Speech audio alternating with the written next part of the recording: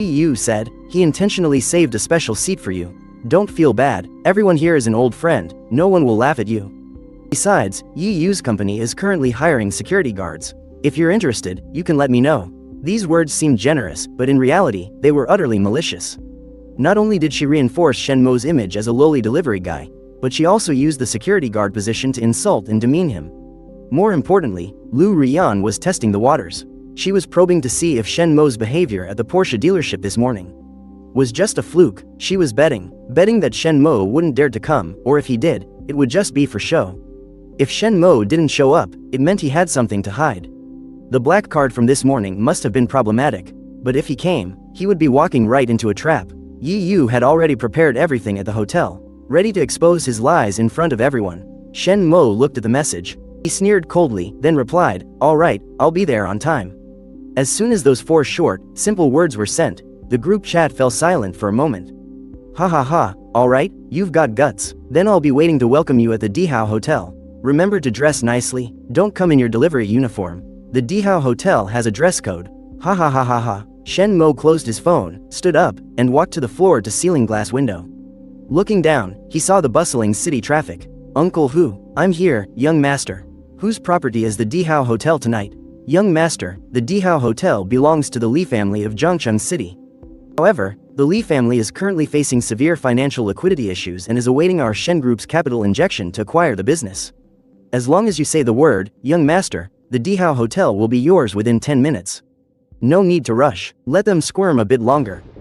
Prepare the acquisition contract. Tonight, I'm going to give Yi Yu a big gift." Shen Mo turned to look at Fatty and said, "Stop driving that poison car.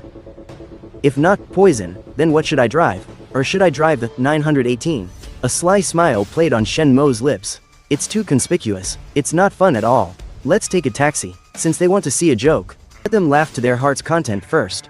The happier they laugh, the harder they'll cry in the end. Oh, and, Butler Hu, prepare a special gift for me.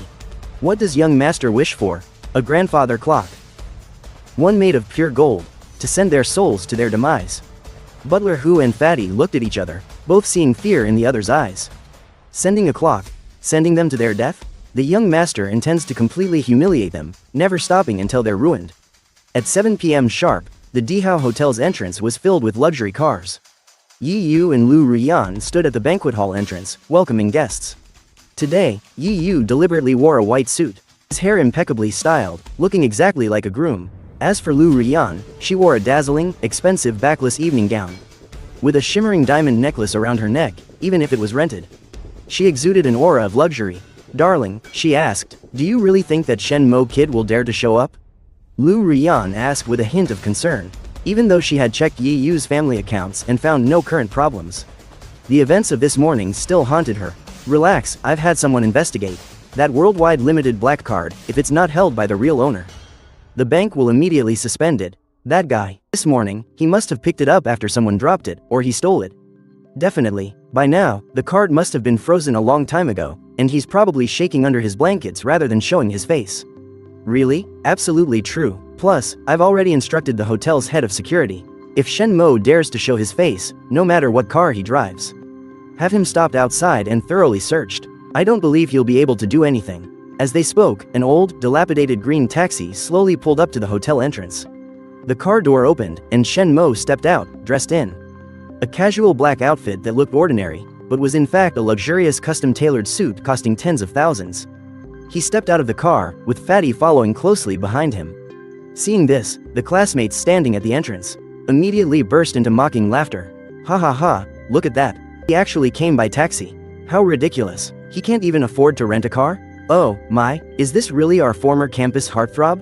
He looks like a complete pauper."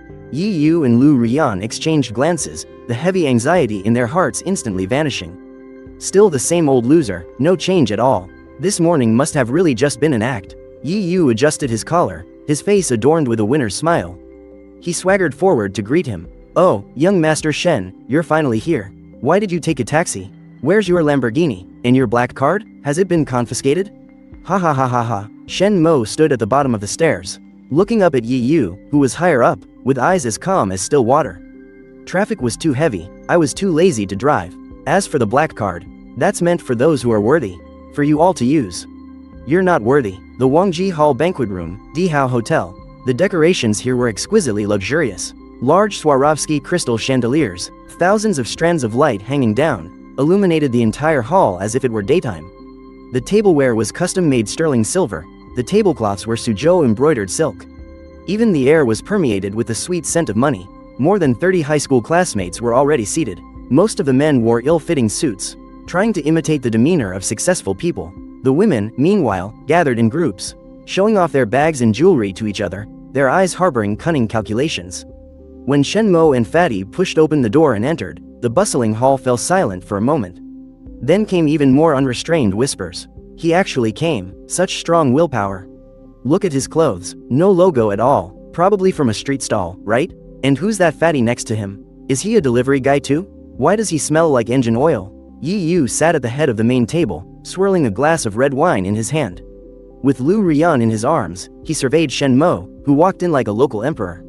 Yo, young Master Shen, sit here. Yi Yu pointed to a corner of the room, a small round table near the food service hatch. The main table is full. Deliberately saved you a good seat. That's the spot closest to the back kitchen, so you can conveniently relive your delivery days, huh?